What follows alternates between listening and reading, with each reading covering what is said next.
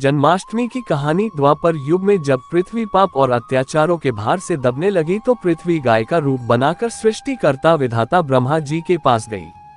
सभी देवता ब्रह्मा जी के पास गए और ब्रह्मा जी को पृथ्वी की दुखांत कथा सुनाई।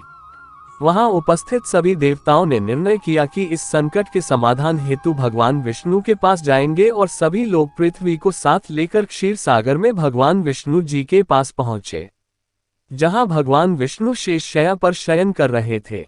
वहां जाकर सभी देवता गण भगवान विष्णु की स्तुति करने लगे। स्तुति करने से भगवान विष्णु की निद्रा भंग हुई। तब विष्णु जी ने सबसे आने का कारण पूछा।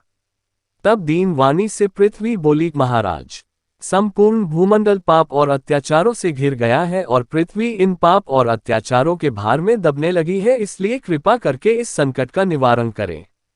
ये सुनकर भगवान बोले, मैं ब्रजमंडल में वसुदेव गोप की भार्या कंस की बहन देवकी के गर्भ से जन्म लूंगा, इसलिए तुम ब्रजभूमि में जाकर यादव कुल में अपना शरीर धारण करो। इतना कहकर भगवान विष्णु अंतर्ध्यान हो गए और देवता तथा पृथ्वी ब्रजभूमि में आकर यादव कुल के नंद, यशोदा तथा गोपियों के रूप में पैदा हुए। इसके बाद कुछ दिन ऐसे ही व्यतीत हो गए।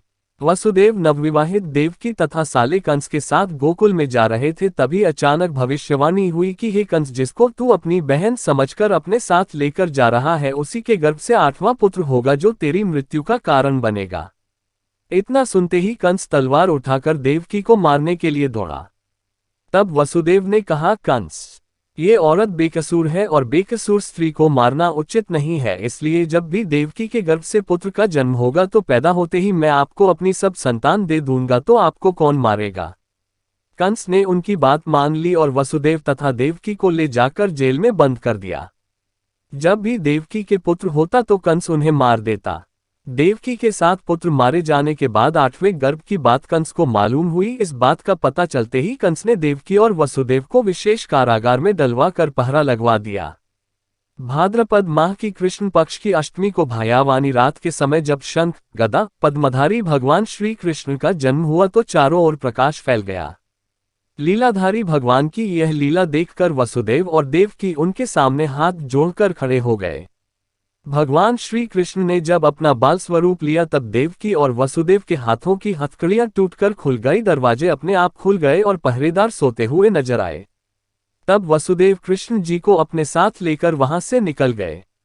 जब वसुदेव ने यमुना को पार करने के लिए अंदर प्रवेश किया तो यमुना का स्तर बढ़ने लगा। भगवान के चरण कमल छूने को लालायित यमुना कृष्ण द्वारा पैर लटका देने पर भगवान के चरण कमलों को स्पर्श कर उतर गई व बिल्कुल घट गई। वसुदेव यमुना पार कर गोकुल धाम पहुंच गए। वहां जाकर खुले दरवाजे और सोई हुई यशोदा को देखकर बालक कृष्ण को वही सुला दिया और सोई हुई कन्या को लेकर चले आए। जब वसुदेव वापस कारागार में पहुंचे तो अपने आप उनके बेड़ियां लग गई और दरवाजे बंद हो गए। दरवाजे बंद होने के बाद वहां सोए हुए पहरेदार भी जग गए।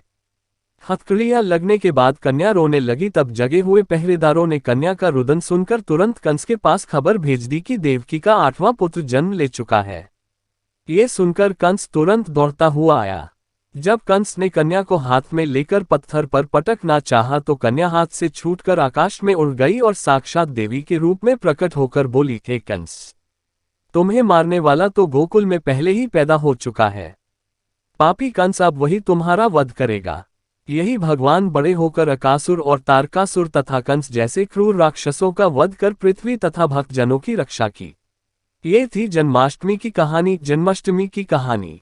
कृष्ण जन्माष्टमी की कहानी सुनने के बाद भगवान श्री कृष्ण जी की आरती करें और हम आशा करते हैं कि आपको कृष्ण जन्माष्टमी की कहानी पसंद आई होगी। धन्यवाद।